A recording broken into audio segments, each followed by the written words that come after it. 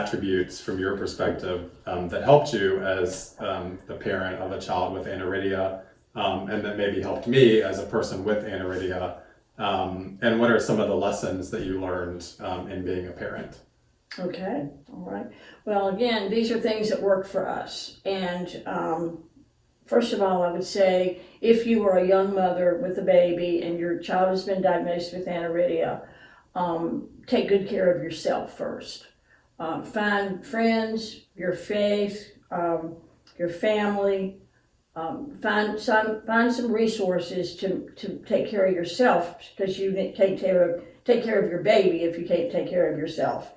Common sense is huge. I do have to say that of all the things, other than one I'm going to talk about in a minute, common sense is important. I used to try to think, what would my grandma do? Because that generation didn't have much to work with, rolled up their sleeves and figured out different ways to do things, and that is what I tried to do. Rearing a child with aniridia is not rocket science. It's just learning to do things in a little bit of a different way, slower pace. It's just you can if you don't make too much of a bad situation, I found that you can teach your child to overcome most anything, and that's what we tried to do. It is a difficult challenge, but you just have to be resourceful, and being resourceful is something I think I taught you, and that is looking at a problem and figuring out a different way to do it. Your aniridic child can't do everything, but he or she can do a lot. And we figured out a way even for you to play tennis. We would sit in the doctor's office, because sometimes with Dr. Momini it was 2 and 3 hours. And I'd ball up a piece of paper and we'd throw it back and forth. I wanted to work on your eye-hand coordination. And we did that a lot. And then later we threw balls back and forth, and then we picked up a racket and you hit tennis back and forth. And for us, our family, very sports-minded with 3 sons, that was one thing that you love to do. It doesn't have to be sports. Now, one thing that parents have now that we did not have are the wonderful sports for disabled children. Disabilities of all kinds can play every sport in some states. We didn't have that, so we had to search a little harder to find something that you could do and love to do. Doesn't have to be sports. If your child loves art, if they like to sing, just let them develop their own gifts in order to find something they love and can do well. And that was one thing. Be resourceful. Patience is important. You moved at a little slower pace than your brothers. Everything from getting dressed to getting in the car, everything was a little slower. And I tend to move very fast. And I walk fast and I move fast.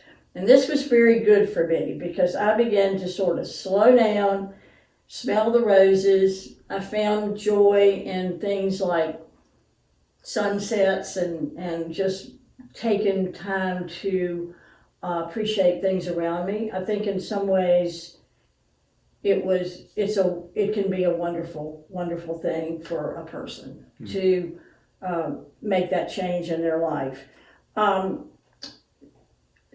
You have got to give your child independence. One of the things I did was I tried to go to every conference I could find, and there was a conference in Stanton, Virginia at the School for the Blind, and I went, and the speakers were successful visually impaired and blind individuals, mostly men, some women. And there was a college professor there from Tech who had a wonderful career. He was completely blind. There was a man who wasn't completely blind, who was a lawyer, and he spoke about using Braille and how even though he had some vision, that using Braille allowed him to make eye contact in the courtroom. But the one that I drove home and said to myself all the way home is this: unless you plan to make unless you are sure that you're going to outlive your visually impaired or blind child, unless you're sure you're going to outlive him or her, you have got to make your child independent. And I worked really hard at that. And you became independent very, very early in life. And I think that is because with independence comes confidence. And confidence is huge for any child, but particularly for a child with aniridia. One thing I did, and I'm not saying that everyone has to do this, I was a teacher. So I read to you all the time, talked to you constantly. I wanted you to be an auditory learner, and because I knew that you wouldn't be able to see the blackboard, back then it was a blackboard, and I knew that there were things you would miss, and that by listening, being a good listener, this would help you in the classroom. And it did. Get informed. There's so much out there. Your state agency for the blind and visually impaired, they were with us from the beginning. We learned about adaptive equipment. We learned about, I think they sent a mobility person out when you were just a little boy just toddling around. You had a vision teacher. There's so much help out there, and you just have to be resourceful and get informed. National organizations, you, through the American Council of the Blind, you had a scholarship.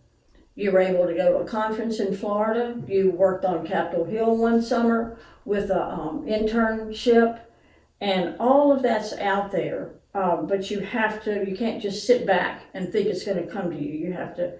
And then let me just say that nonprofits, I didn't have any access to nonprofits like Vision for Tomorrow. And I sort of had to go it on my own. And this, watching you and Susie have this wonderful camaraderie with people in the same boat, that's a wonderful, wonderful opportunity that I didn't have, but I do appreciate it. And I'm very envious of that, because I think that's wonderful.